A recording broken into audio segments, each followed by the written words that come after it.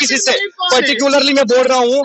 फिर जाके ये प्रधानमंत्री को भी पूछ ले कि आप कैसे मिले उससे, क्यों मिले फिर उससे। इनकी नजर में यासिर मलिक कौन है? इनकी नजर में यासिर मलिक कौन है? आपको बता रहा हूँ, वो जो भी है चाहे उग्रवादी है, जो भी है, वो जेल में है, जेल में। ठीक है, देश ये बोल रहे हैं ना देशद्रोही है, ठीक है देशद्रोही है, बट देशद्रोही से क्या प्रधानमंत्री मिलता है? मुझे ये आप एक बार बताइए, जब ये 5 मिनट लगा दे रहे हैं एक आतंकवादी को आतंकवादी कहने में, एक आतंकवादी को आतंकवादी कहने में 5 मिनट लगा दे रहे हैं, और ये जो कह रहे हैं प्रधानमंत्री, जो सैनिक इन लोगों की जान बचाते थे तूफान और उग्रवादियों से, उनको पत्थर मारते थे, 500-500 रुपए देते थे उन लोगों को, ये कि पत्थर मारो। किसकी सरकार में पत्थर मारे जाते थे बताएं हमें। हमारे ही तो प्राइम मिनिस्टर जो थे, जिन्होंने उनसे बात की, आज यासिर मलिक जेल में है, उनसे किससे बात की? भारत के प्रधानमंत्री में कैसे बात किया? अगर वो बात उग्रवादी प्रधानमंत्री चेंज क्यों किया? हमने नरेंद्र मोदी को वोट क्यों दिया? क्योंकि हमें अलगाववादियों का समर्थन करने वाली सरकार इस देश में नहीं चाहिए थी, आतंकवादियों को बिरयानी खिलाने वाली सरकार इस देश में नहीं चाहिए थी। प्रधानमंत्री मनमोहन सिंह थे, आजाद घूमते थे, फंडिंग ज्यादा पाकिस्तान से मिले हुए थे, और जो पाकिस्तान से मिले हुए लोग हैं कभी भारत में या कश्मीर में शांति नहीं चाहेंगे। आसमान में जा रहा है डिजिटल इंडिया। आज पान वाले से लेके मोची के पास भी चले जाओ तो पेटीएम से पेमेंट हो रहा है, और ये बात मैं नहीं कह रहा हूँ, पूरा विश्व मान रहा है कि भारत का डिजिटल ट्रांजैक्शन पूरे विश्व में 1 नंबर पे है। चाहे बांग्लादेश का इतनी टेक्नोलॉजी होने के बावजूद, टेक्नोलॉजी क्या पाकिस्तान में का जवान शहीद नहीं हो रहा है, चीन में का जवान शहीद नहीं हो रहा है। भाई बॉर्डर पे जो आदमी रक्षा के लिए तैनात हुआ है, अगर गोलाबारी होगी, दुर्घटना होगी, तो कोई ना कोई शहीद तो हर साल होता ही है। सटीक खबरों का सीधा असर। आप देख रहे हैं एनसीआर समाचार। नमस्कार, मैं आपके साथ रितेश मंगवाना। इस वक्त मैं पालिका बाजार में मौजूद हूँ और हमारे साथ कुछ लोग जुड़ गए हैं जिन्हें अच्छी खासी जानकारी है राजनीति की, और 2024 को लेकर हम बात करेंगे कि क्या मुद्दे इस बार जनता के होने वाले हैं और क्या नहीं, और क्या क्या वादे 9 साल में प्रधानमंत्री मोदी और भाजपा सरकार ने पूरे किए और क्या नहीं, क्या वो वादे सिर्फ कागजों में रह गए, ये जमीन पर उतरे भी या नहीं, ये सुनना बाकी है। सीधा जनता से जुड़ेंगे और जानने की कोशिश करेंगे। सर ये बताइए, 9 साल कैसे रहे आपके लिए? मैम मैं तो कहता हूँ यह 9 साल का जो कार्य भारत सरकार ने किया है वो स्वर्णिम कार्य है। इतिहास में लिखे जाने चाहिए। इतनी तेज गति से जो कार्य हुए हैं, चाहे किसी भी तरह के रूप के कार्य हो, चाहे महिला सुरक्षा हो, चाहे अपना यातायात के साधन में हाईवे हो, चाहे सैनिकों के लिए हो, चाहे हमारे जो बेरोजगार के लिए रोजगार, जहाँ भी डबल इंजन सरकार रही है वहाँ पर कार्य तेजी से चला है। और मैं एक चीज बताता हूँ मैम, छोटा सा ये जो 9 साल है, उपलब्धियां बहुत लंबी अगर कराएंगे, किसानों के खातों में कभी डायरेक्ट पैसा नहीं जाता था, जब डायरेक्ट पैसा 6000 साल का जा रहा है, उसका बोझ किस पे पड़ता है? सरकार पे, हमारे आपके लोगों के टैक्स पे। तो कहने का मतलब ये भलाइयों का काम हो रहे हैं, मकान दिया, शौचालय दिया है, जो सबसे महत्व है। और महिला का जो एक क्वेश्चन आया था 3 तलाक का, क्या वो महिलाओं के वो है विरोधी है? वो 3 तलाक से कितनी महिलाओं को मुक्ति मिली है, कितने उस अत्याचार से मुक्त हुए हैं? मैं आपको बताना चाहूंगा, सर जी ने जो बताया, ठीक है, अपनी ओपिनियन दी। 2019 से लेकर आज तक, 2019 में आर्टिकल इन्होंने हटा दिया, ठीक है।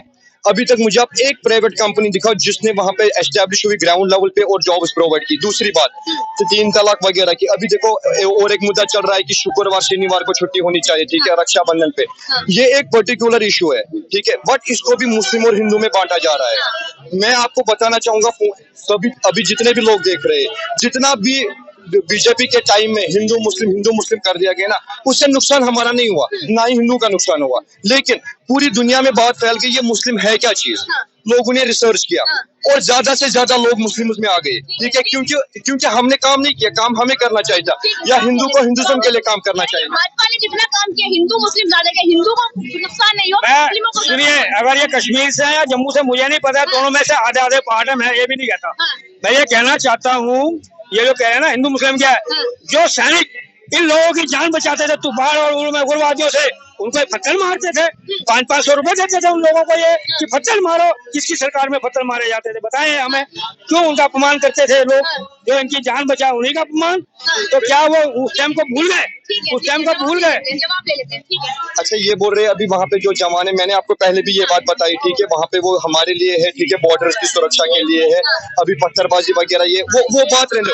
बट एक बिल्कुल बिल्कुल। एक बात बताना चाहूंगा, ठीक है। अभी मैं सिर्फ ये क्वेश्चन बार बार आपको बता रहा हूँ कि ये बोल रहे 2019 के बाद आर्टिकल हटने के बाद सब कुछ सामान्य रह गया है, सब कुछ अच्छा हो गया, ठीक है। इलेक्शन क्यों नहीं हो रहा है वहाँ पे? चलिए बता दीजिए इलेक्शन क्यों नहीं हो रहा, बताइए। देखिए, व्यवस्था बनाने में, व्यवस्था परिवर्तन में काफी समय लगता है और परिवर्तन व्यवस्था हो चुकी है।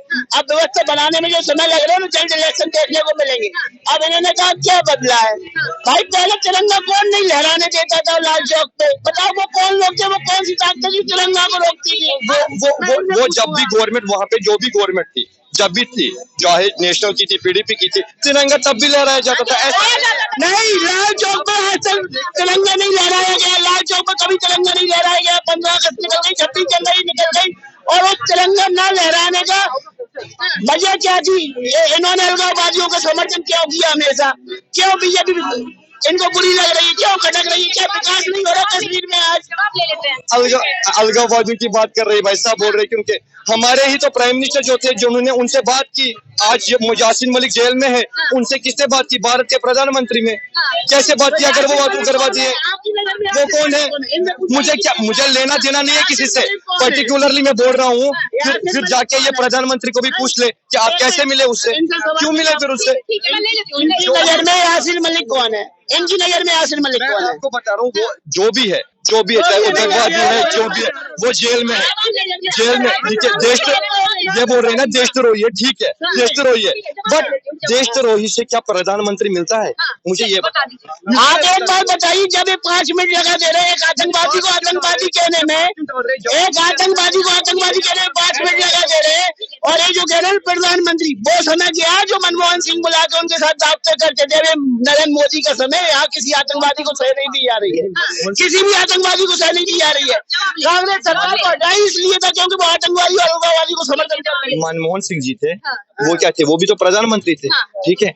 मैं ये पर्टिकुलरली नहीं बता रहा हूँ कि बीजेपी हो या कांग्रेस हो, मेरे कहने का मतलब एक ही है कि अगर वो प्रधानमंत्री थे देश के, वो कैसे, अगर वो आतंकवादी है, जेल में अभी है, चाहे जो भी कोर्ट उनको फैसला दे, मुझे उससे कुछ लेना देना नहीं है, ठीक है। हम सभी कोर्ट को फॉलो करेंगे कि जो भी सजा मिलेगी।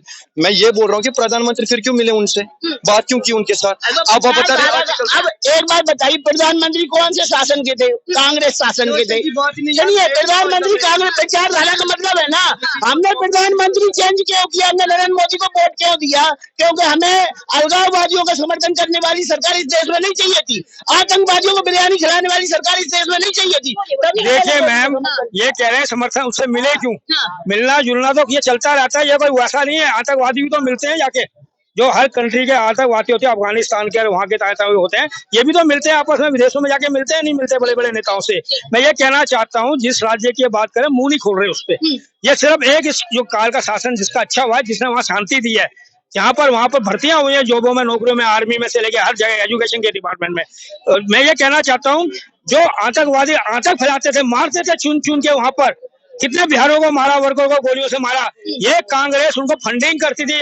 वसीम को फंडिंग होता था। ये जो अब जेल में है, ये मोदी के कारण जेल में है। उनके टाइम पे जो थे अपने जो प्रधानमंत्री मनमोहन सिंह थे, आजाद घूमते थे, फंडिंग ज्यादा पाकिस्तान से मिले हुए थे। और जो पाकिस्तान से मिले हुए लोग हैं, कभी भारत में या कश्मीर में शांति नहीं चाहेंगे। इनसे पूछो, इनसे पूछिए। ये बोल रहे जवाब लेके हम सीधा बेसिक मुद्दों पे बात करेंगे, ये धर्म की राजनीति। ठीक है, ये बोल रहे हैं अभी वहाँ पे लोकल्स को, ठीक है, सिविलियंस की डेथ हो रही है, वहाँ पे पंडितों की डेथ हो रही है, ठीक है, यहाँ के बाहर के मजदूर जो वहाँ पे काम कर रहे हैं उनकी डेथ हो रही है। ये मेरी रेस्पॉन्सिबिलिटी नहीं है, ये रेस्पॉन्सिबिलिटी गवर्नमेंट की है। 10 लाख की आर्मी है हमारी सुरक्षा के लिए, उनके पास हाईटेक टेक्नोलॉजी है, तब भी उस पर आतंकवादी आते। परसों ही राजौरी में कैप्टन शहीद हुआ, किस वजह से हुआ? चलिए, प्रधानमंत्री डिजिटल इंडिया की बात करते हैं, टेक्नोलॉजी की बात कर रहे हैं। डिजिटल इंडिया सिर्फ कागजों में है, ये जमीनी स्तर पर पहुंचा है। आपको पता नहीं डिजिटल मीडिया कागजों में कहाँ डोल रहा है? आसमान में जा रहा है डिजिटल इंडिया। आज पान वाले से लेके मोची के पास भी चले जाओ तो पेटीएम से पेमेंट हो रहा है। और ये बात मैं नहीं कह रहा हूँ, पूरा विश्व मान रहा है कि भारत का डिजिटल ट्रांजैक्शन पूरे विश्व में 1 नंबर पे है। ठीक है, बात बेरोजगारी की करें तो बेरोजगारी कहाँ है? बेरोजगारी बताओ, इतने लोग खड़े इनमें से कोई बता दे बेरोजगार। यही बोल रहा मैं, बेरोजगारी है ना। मुझे अभी 25 तारीख से लेकर आज 29 5 रेस्टोरेंट खोल रखा हूँ। 5 लड़कों की जरूरत है, खाना पीना रहना, 15,000 दे रहा हूँ, लड़के नहीं मिल रहे हैं। जनरेट कर रहे हैं रोजगार। हाँ, रोजगार जनरेट फिर भी लड़के नहीं मिल रहे हैं। मैं ये कहना चाहता हूँ, ये जो बात हो रही है इनको लगेगा हम एक पक्ष की बात करें, हम एक पक्ष की नहीं, हम सच्चाई आगे रख रहे हैं। ठीक है। जो सच्चाई आई है, अब कितना अंतर है पहले से, इनसे पूछो पहले जम्मू और कश्मीर से और आज कितना अंतर है वहाँ पर। मैंने तो अभी तक मैंने किसी पक्ष की बात की, मैंने कांग्रेस या बीजेपी या कोई भी और सरकार की तो बात ही नहीं की। मैं लोगों की बात बता रहा हूँ कि कश्मीर की सिचुएशन क्या है अभी। सिचुएशन आप जाके वहाँ पे विजिट कीजिए। की बात हो गई है, मैं अनएम्प्लॉयमेंट की बात कर रही हूँ, महंगाई की बात कर रही हूँ, ये सब कैसे जी अनएम्प्लॉयमेंट की बात कर रही हूँ। मैं वही बता रहा हूँ आपको कि ग्राउंड लेवल पे आप जाओ, आप वहाँ पे लोकल से बात करो, वहाँ के जिनके अपने शॉप से जो वहाँ पे बिजनेस कर रहे हैं उनसे बात करो कि क्या सिचुएशन है। टूरिज्म हमारा बैकबोन है J&K में, ठीक है। टूरिज्म चल रहा है अच्छा, और हम चाहते हैं और चलना चाहिए, ठीक है। जितना काम हो रहा है अच्छा हो रहा है, बट बेसिक जो प्रॉब्लम है वहाँ पे आप लोकल पे ग्राउंड लेवल पे जाके, यहाँ पे बात करना बहुत आसान है। मैंने आपको पहले भी कहा, मैं बहुत टाइम से दिल्ली में हूँ, ठीक है। यहाँ पे ही काम कर रहा हूँ, ठीक है। मैं फैमिली को भी सपोर्ट कर रहा हूँ, यहाँ से ही कर रहा हूँ, ठीक है। यहाँ पे अर्न कर रहा हूँ। मैं ये नहीं बोल रहा अगर कांग्रेस की सरकार होती तो तब भी मैं जॉब ही कर लेता, मैं कुछ और नहीं, कुछ तारे नहीं तोड़ के लाता।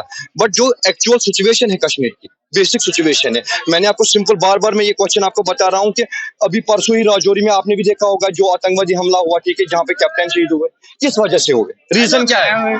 क्या रीजन? बॉर्डर एरिया है, चाहे वो बांग्लादेश का बॉर्डर। इतनी टेक्नोलॉजी होने के बावजूद टेक्नोलॉजी क्या पाकिस्तान में का जवान शहीद नहीं हो रहा है, चीन में का जवान शहीद नहीं हो रहा है। भाई बॉर्डर पे जो आदमी रक्षा के लिए तैनात हुआ है, अगर गोलाबारी होगी, दुर्घटना होगी तो कोई ना कोई शहीद तो हर साल होता ही है। ये वाला आतंकी हमला मिलिट्री इंटेलिजेंस ने एक वीडियो रिलीज किया है, CCTV में आया, वहाँ के लोकल गद्दार लोगों की वजह से हुआ है।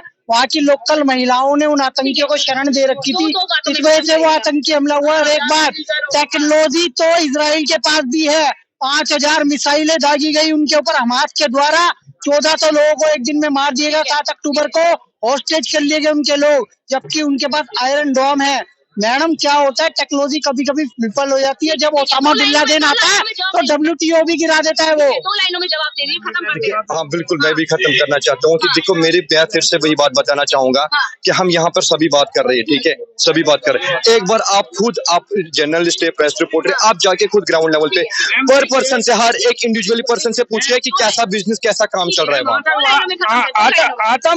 आतंकवादी जो वहाँ घुस रहे हैं अंदर, और हमारे सेना उनसे लोहा ले रही है, हमारे सेना भी उनके साथ जख्मी हो रहे हैं और आतंकवादियों को मार रहे हैं। पर सबसे बड़ी कमी है, कुछ वहाँ के गद्दार है जो पाकिस्तान को चाहते हैं और पाकिस्तान के उन आतंकवादियों को छुपाते हैं, घरों में जगह देते हैं, उनको खाना पीना देते हैं। ये सबसे बड़ा नुकसान उन लोगों का है, उन परिवारों का है। जब तक वो तरक्की नहीं करेगा, जब तक आतंकवादियों को ये छुपाते रहेंगे। ठीक है, बहुत बहुत शुक्रिया बातचीत करने के लिए। आपने देखा कि 2024 के लिए हम बात कर रहे थे कि जमीनी मुद्दे इस बार क्या रहने वाले, पर कहीं ना कहीं मुद्दा कश्मीर तक चला गया, टेक्नोलॉजी के ऊपर चला गया। पर देखना यही होगा कि 9 साल में भाजपा ने कितना काम किया, क्या आगे रिपीट होगी, क्या नहीं होगी, ये तो जनता पर तय होता है। जनता 2024 में अपना प्रधानमंत्री चुन के देश को दिखा भी देगी और कुर्सी पर बिठा भी देगी। मैं आपके साथ रितेश मंगवाना और आप देख रहे थे NCR समाचार।